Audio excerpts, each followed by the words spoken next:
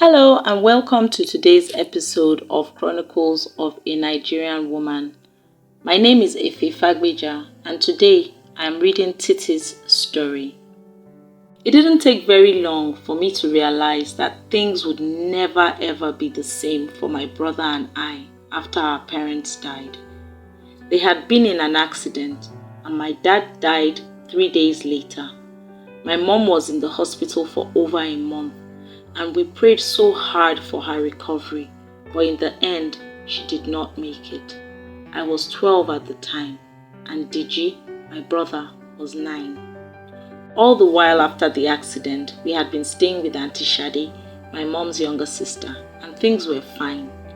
But the day after Mommy died, things took a different turn, and life as we knew it was over. Auntie Shade had 3 children of her own. With the 2 of us, that made 5 children. Before I tell you our story, let me give you some background into life before the accident. My mom worked as a school administrator in a big school not far from us. Daddy was an architect who ran his own business with his best friend. I know that my parents owned our home. They employed a driver and a cook, and we got to travel out of the country on vacations. Even though our parents gave us all the gadgets, books and things we wanted, they did not spoil us. Mommy made Digi and I do our share of routine housework, and Daddy took us to some of his project sites when we were on holidays. Daddy had an older sister who lived in London, so we only got to see her when we visited. Mommy had 2 siblings, an elder brother and a younger sister, Auntie Shade. We were clearly more comfortable than our cousins on Mommy's side of the family. Not that it mattered, but it will give some context to the story. The day after Mommy died, Auntie Shade called Digi and I and told us that we were going to have to adjust to a new life. She said we could no longer live the spoilt lifestyle we were used to and would now need to live like people in the real world. It was then that I knew that things would be bad. Auntie Shade had always been a bit impatient with us, but I did not know the side of her that came out after my parents died. The first thing she did was to change our schools. That would not have been bad, but for the fact that she did not even take us to the same school that our cousins attended. Rather, she put us in a cheap school not far from the house. We walked to and from school every day while she drove her children to school. She said she could not afford the same school for all of us. Even though her first child was the same age as Digi, just 3 months younger, she made Digi and I responsible for doing all the housework while her kids did nothing at all. We swept the house, kept the kitchen tidy, and washed all their clothes and ours every day.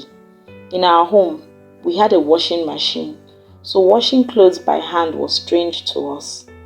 Many times, she would give her kids treats and not give us any, saying there wasn't enough to go around. She was nice to us when her husband, Uncle Ayo, was around, but he traveled a lot, so that was not often. The other thing she did was that she made Digi and I sleep on a mattress in the sitting room, even though there was a spare room in the house. She also took our phones, saying we didn't need them. That hurt, because I lost contact with all my friends. To be honest, I tried my best not to blame Auntie Shade because I reasoned that it would be difficult for them to take on the financial responsibility for us. Our house had been sold and we were told that what was left from the sale after the hospital and burial expenses was what was being used to finance our education and all our needs. In my young, sheltered mind, I figured out that there could not have been much left. The truth was, I had no concept of money at all, so I had little understanding of what was going on. But I had some questions. Why had Mr. Adekunle, Dad's best friend, never visited us after the burial? I had the same thoughts about all Daddy and Mommy's friends from church. Something else that tugged at my heart was the fact that Auntie Shade's children seemed to be getting an improvement in their own lifestyle, even though she always complained about not having money. We got the barest minimum, while they got new clothes and gadgets.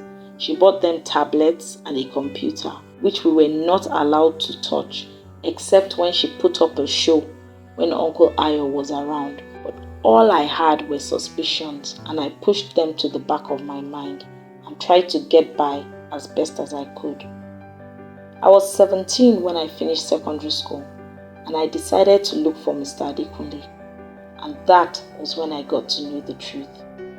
Auntie Shade had blocked all of Daddy and Mommy's friends from contacting us, and she took over all the property she could lay her hands on.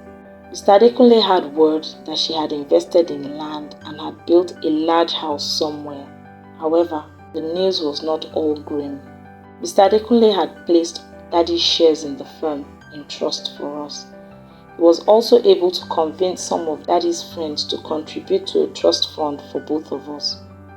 He believed that we would look for him at some point. The trust would come into my hands when I turned 18. It was more than enough for us to cover quality education till DG finished university and even for postgraduate fees.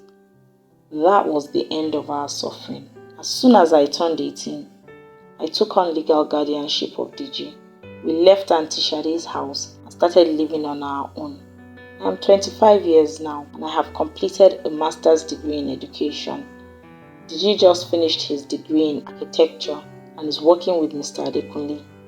I have learnt the value of true and lasting friendships and that family is not always about blood relationships. I thank God for Mr. Adekunle's good heart. I'm sure my dad will be smiling down on him from heaven.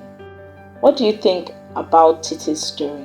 I'd like to hear your thoughts in the comments. Don't forget to subscribe and to turn on the notification bell so you don't miss my next story.